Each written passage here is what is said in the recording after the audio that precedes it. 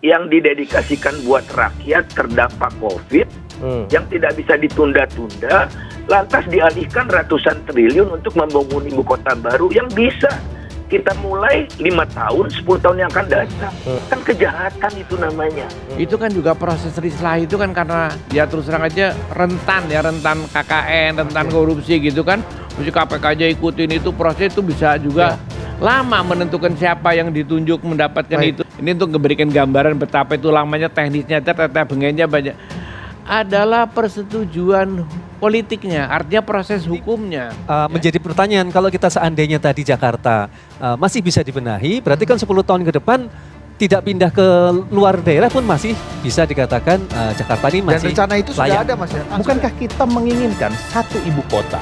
Kan kita belajar juga. Kalau kita sudah punya cita-cita, kita akan mengerjakan dengan sungguh-sungguh dan bekerja keras. Masih banyak potensi yang bisa dilakukan. Tadi Pak Menteri sudah sampaikan, pertukaran aset dan lain-lain. Ini ahlinya keuangan ada di tempat kita ini. Ini kita sedang di tengah COVID. Seluruh daya upaya kita harus kita fokuskan untuk menghadapi COVID yang sekarang memasuki gelombang ketiga kelihatannya, dan itu disadari sekali oleh pemerintah. Dibutuhkan puluhan triliun untuk booster vaksinasi ketiga. Mereka, tapi yang penting formalitasnya sudah ada. Satu saran, apa sih bayangan Pak Jokowi soal ini? Iya, seperti yang disampaikan. Ini akhirnya itu akan memberikan otonomi yang lebih baik kepada daerah-daerah kalau pemerintahnya. Oh begitu. Ada efek lebih banyak efek Otonominya. Oke. Dengar ini, Yusuf Kalla bongkar kasus AS Jokowi soal IKN Nusantara. Ini dampaknya. Mantan Wakil Presiden Republik Indonesia Yusuf Kalla buka suara menanggapi pembangunan Ibu Kota Negara Nusantara di Kalimantan Timur.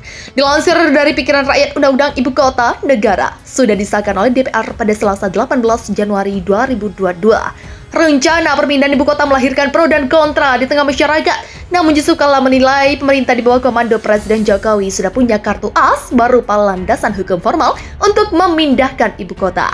Pro dan kontra itu urusan mereka. Tapi yang penting formalitasnya sudah ada, ujar Yusuf Kalla pada Kamis 27 Januari 2022. Yusuf Kalla menilai perpindahan ibu kota akan memberikan dampak otonomi yang lebih baik kepada daerah. Ini akan memberikan otonomi yang lebih baik kepada daerah nanti. Yang penting pemerintah dan DPR sudah ketok palu. Tuturnya dikutip dari Antara. Salah satu tokoh yang kontra terhadap pemindahan ibu kota adalah ekonom senior Faisal Basri. Sebab utama yang membuat Faisal Basri keberatan adalah pemindahan ibu kota akan dilakukan di tengah pandemi COVID-19. Ditambah lagi, pemerintah sempat mengungkap rencana untuk menggunakan dana program pemulihan ekonomi nasional untuk membangun IKN. Faisal Basri mengatakan jika dana PEN digunakan untuk membangun ibu kota baru, maka sama saja dengan mengorbankan kepentingan rakyat.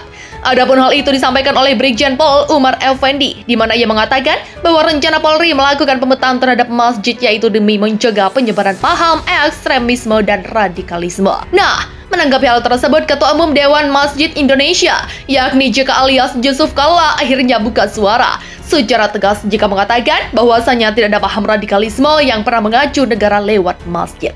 Tidak ada yang pernah mengacu negara itu lewat masjid. Tegas jika usai salat Jumat dan silaturahmi dengan pengurus Masjid Al-Markaz Al-Islam di Makassar pada Jumat ini 28 Januari 2022.